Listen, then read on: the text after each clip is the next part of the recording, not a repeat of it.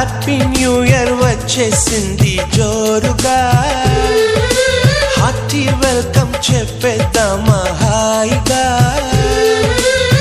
కొత్త కొత్త ఊహల్లో తెలిపోటియా, మనసులోని ఆశల్ని పంచుకో బ్రదర్.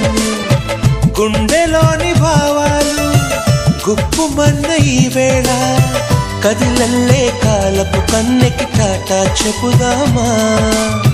జనవరితో అడుగులు వేస్తూ ముందుకి పోదామా.